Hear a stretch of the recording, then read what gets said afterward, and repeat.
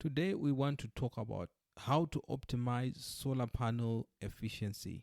Solar panel has to function at its optimum best efficiency every time. So it'll be very important to do a couple of things that we are going to talk about to make sure you are constantly harnessing sun energy with your solar panel for many years to come. But just like any other equipment, it requires you to maintain it. It requires you to do your checks and balances to make sure you are getting the best out of your solar system. If you're off grid, obviously your solar is the main source of power, and if you're on grid, sometimes there is no electricity. You want to make sure the solar panels are at their best to support your energy needs.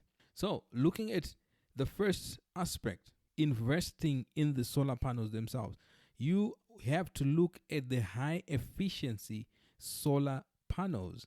As you know, in our market, there are different brands of these solar products. Some of them, they are not the best of the best. So as you make this investment, you want to make sure you've done all your research. You know exactly what you're looking for. So you have what we call the tier 1 and tier 2, tier 3s in that sort of like order, which means the tier 1 is the best of the best, tier 2 the second of the best. So you need then to make sure whatever brand of product that you invest in is the best, so that in terms of longevity, you must be looking at 25 years of that solar panel in its functionality. You should be looking at a warranty of around 10 to 15 years on that solar panel. And there are different types as well. You have your monocrystalline, your polycrystalline, your film line. Now we also have what is called a bifacial solar panel, which is a bit more efficient because it draws power from the front and the back. So all those dynamics, you have to make sure you invest in a high efficiency solar panel for better performance. The second thing that you have to look into is keep those solar panels clean. Imagine you can lose from between 20 to 30% of your energy if your panels are dirty. All they require is a DIY, do it yourself. If you can, go on the roof with a mop, a soft cloth, and some water, and just pour water and just clean them. When they're squeaky clean, they are performing better and you are not losing any power, especially when you need it the most. So it's something that sometimes we have to do these things on our own. We don't need to wait for the technicians to come. If there are things that we can do, let's get it out of the way to make sure we are getting the best out of your solar system. Having the right cable sizing is very important, because cables, they've what is called a cable carrying capacity. So it's important to make sure the right cable and the quality cable has been installed on your solar system, because over time, the wear and tear of the cable can be very quickly if it's not of the right quality. At the same time, if you put the wrong cable, it means performance will drop drastically. We had a scenario quite recently where we were upgrading a system for one of the clients. It wasn't our installation, it was done by someone else. They used a flex cable on the solar panels. So obviously, because it's not the correct tool, eventually at some point, the productivity that you expect from the solar panel will reduce because you used the wrong tool. It can be the case if you use the wrong size. So those things are very critical to look at. So the minimum in the market, if your distance is not very long, is a 6mm cable. That is what we recommend. But obviously, it depends with your situation and where the equipment is going to be installed. Because in some instances, maybe your inverter is very far away from your solar panel, which means there's a lot of losses in terms of energy. Recommendation is the distance between the inverter and where the solar panels are installed. It's about 15 meters. In under 15 meters, the drops are around 2%. So as it increases to 20, 30 meters, whatever distance we are talking about, it also means there's a lot of losses in terms of voltage. So recommendation under those scenarios is you also need to increase the cable size. You may even use a 12 millimeter depending on those sort of like dynamics, because what you want is to minimize the loss of energy, because we are talking about optimization.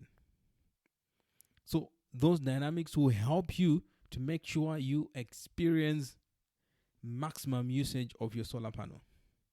Orientation is another critical thing. You know, we are in the southern hemisphere.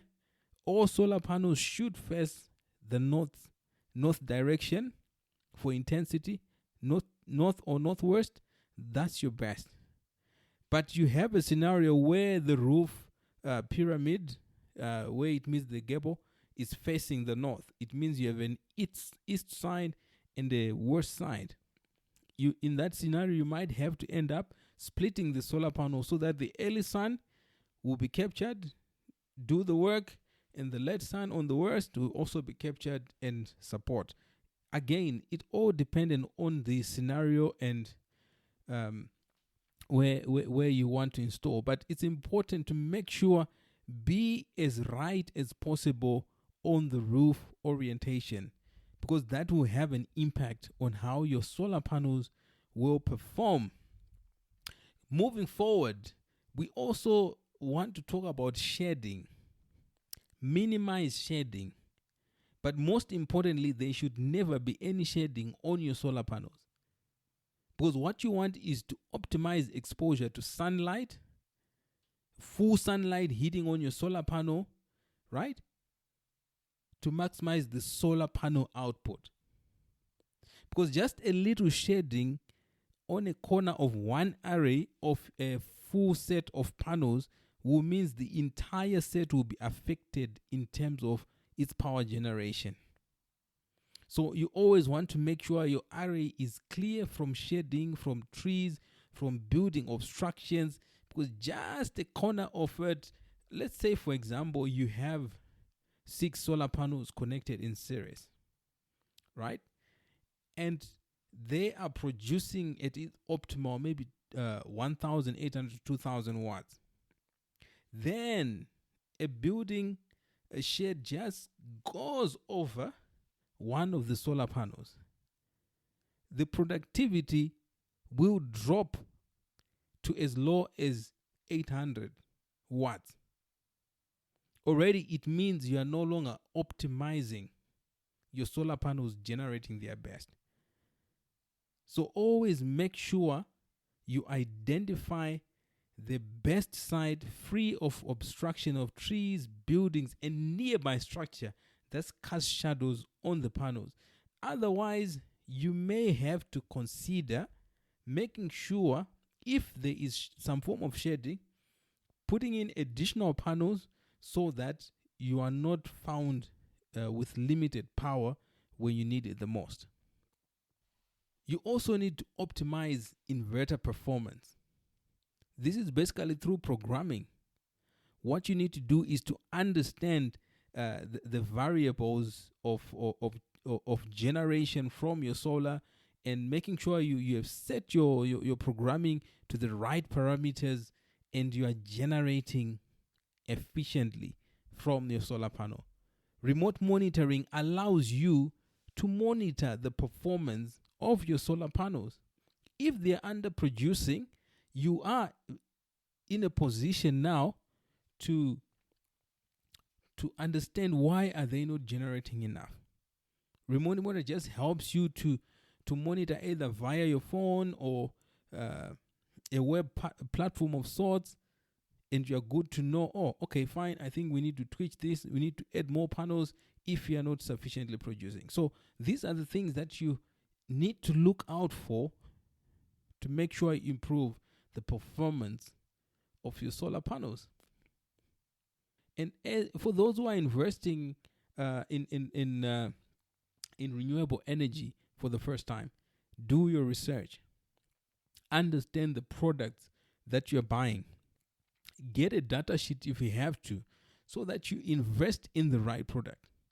If you invest in the low end quality product, eventually you notice maybe after 2 years, those panels will start failing. They will not be producing what you have, what you are expecting, and you'll be frustrated. So let's invest in the right quality equipment that will last for the longest time. Because when you invest in solar, you're investing into the future. You're not investing into something that, you eat and you forget about it. This is an investment that you want to see grow with you over the years and performing at its best. From us at Solar Plus, see you next time. If you have any questions whatsoever of things that you want to know, how to maintain your system, any questions, please drop them in our inbox and we'll try to answer them